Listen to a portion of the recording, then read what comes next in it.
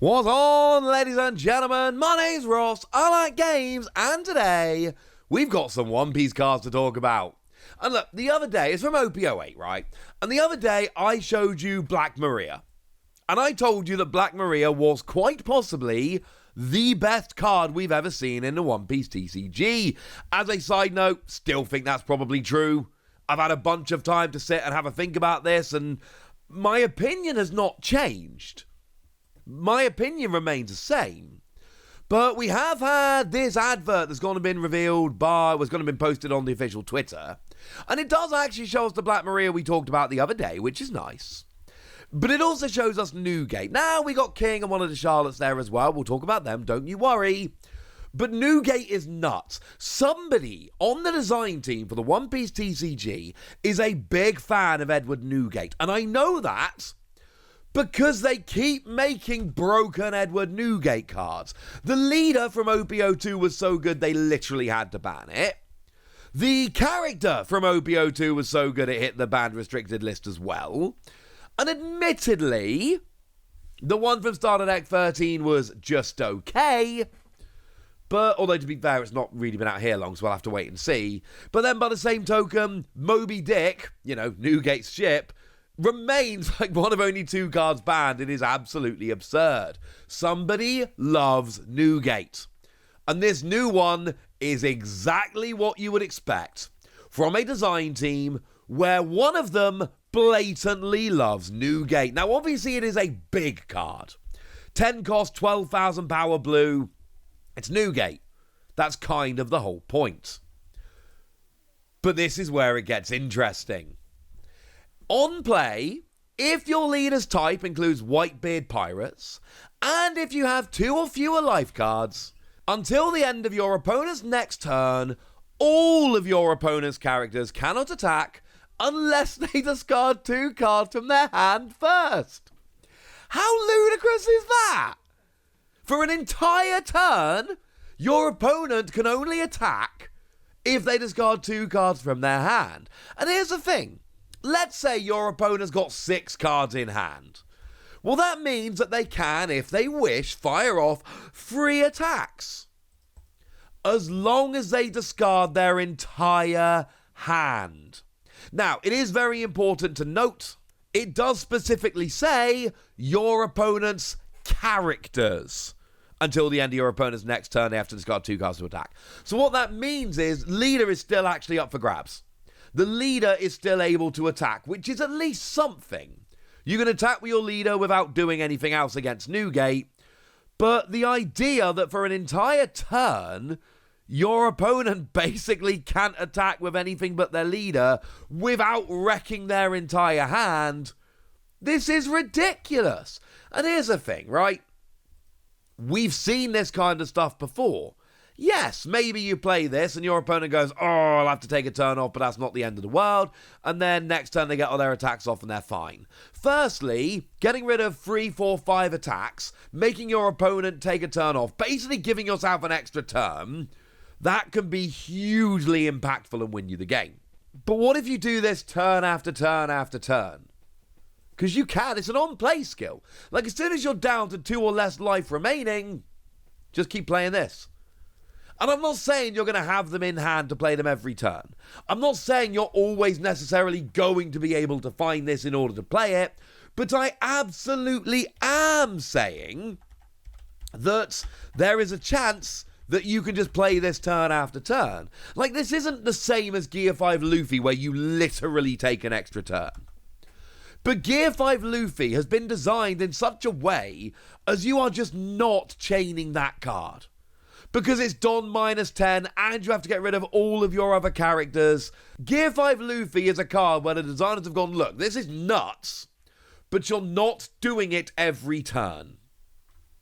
This you can. And what if we get a blue Whitebeard Searcher? Like, we got a red Whitebeard Searcher. We got Izzo from OP03 that works as a red Whitebeard Searcher.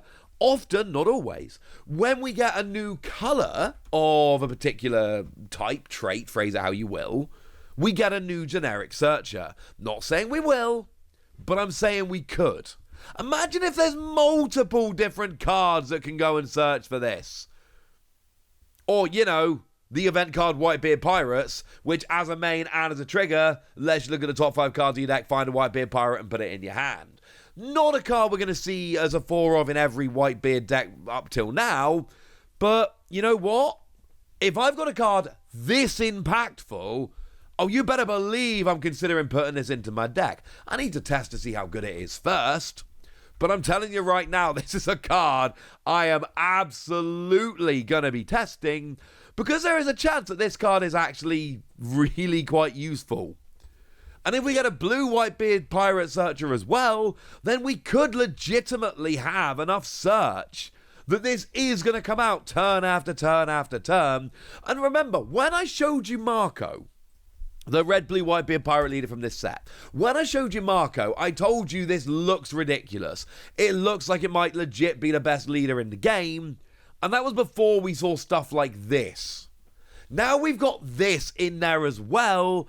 And oh my word, this is a ridiculous, ridiculous card.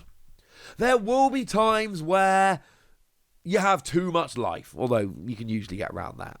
There will be times where your opponent is able to discard from their hand. There are going to be times where your opponent only really wants to attack with their leader. There's going to be times it's not that impactful.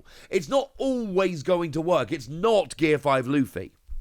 But there are also going to be games where you can play 2 or 3 of these in a row and your opponent basically doesn't get to attack for several turns. And that's kind of mean. As a side ruling note, this is worded like the Sabo from OPO4 that gives a protection. And we have had a ruling for that Sabo that characters played after Sabo don't get the protection, which would suggest any characters played on your opponent's turn would not have to discard in order to attack. So basically your opponent can use characters with Rush, even with Newgate's effect in play, without having to discard from hand. We'll have to wait until the FAQ comes out to be sure, but the wording in Japanese, and I have gone and checked this myself, the wording in Japanese is the same, or, you know, all of yours rather than all of your opponents, but other than that. So, yeah. Maybe we can rush our way around it. This looks like a ridiculous, super impactful card, though. You have been warned. But there is a new king as well. Why don't we have a look at the new king? We got a new character, 7 cost, 8,000 power, no counter. And on play, Don -1. If your opponent has 5 or more Don on the field, you get Rush. It's not bad. It's not bad at all. I mean, basically, unless your opponent is playing purple, you're probably going to have Rush. Now, the reason for this wording is actually because of Black Maria. Because otherwise, you can potentially ramp up to, 8 Don, 9 Don faster than your opponent can get going. So this is purely for Black Maria plays, honestly. This is to stop you abusing Black Maria and going for the Rush, which I get. That makes perfect sense. But generally speaking, most of the time, unless you're against a purple deck using a bunch of Don minus, you're going to have Rush here. So you just end up with a character that's, 7 cost, 8,000 power with Rush. That's a good character. Frankly, that's a really good character. And look, I told you about Black Maria the other day, and I think I've been pretty clear when it comes to my feelings about Black Maria and how Purple Animal Kingdom Pirates are looking after this set. This is just a nice character with Rush. Is it the best Animal Kingdom Pirate with Rush? I don't think so. I'm still a gigantic fan of the Kaido from Starter Deck 4. I think Starter Deck 4 Kaido is awesome. But it's also Don -5, and it's a 9 cost. So having a 7 cost with no Don minus skill that just has Rush. And look, an 8k character with Rush is pretty big, honestly. That is going to annoy your opponent greatly. So the idea that I can be rushing with a pretty powerful character, yeah, you know what? That's pretty good. But there is one more character on that little poster I showed you that has not been chatted about by us. And that just seems incomplete, frankly. So why don't we have a chat about Charlotte Moscato? It's the only one we haven't actually looked at on this one yet. And yeah, I don't like it as much as I like Kaido, shockingly. But it ain't too bad, ladies and gentlemen. It ain't too bad. 6 cost, 6,000 power, counter plus 1,000. And you do have to trash a card from your hand, which is slightly annoying. But then you KO up to one of your opponent's characters with a cost equal to or less than your life. Just yours. Just your life. And you know what? Yeah, that sounds about right. Basically, if you can keep all of your life intact, then you can go and get it like a 5 cost, but you might be getting a 1 or a 2 cost later on. But it's a decent character. Like, in terms of the power here, it's a bit weak and all that. But it's a decent character. It's not terrible. And you do get to do the whole KO in one of your opponent's characters thing, which I quite like personally. And you add that all up, and you get yourself a decent character. Amazing? I don't think so. But the fact of the matter is, as yellow, you're going to try and recover as much as you can, as often as you can anyway. So the idea that you can then take advantage of that and get some cheeky automatic KOs, yeah, seems like a decent card for these mum decks. Like the Charlotte Pudding leader, which, I mean, look, when I showed you Charlotte Pudding, I kind of raved about it. Because when I showed you Marco, I said it might be the best leader in the game. And then it turned out it might not be the best leader in the set. I think Charlotte Pudding might be better.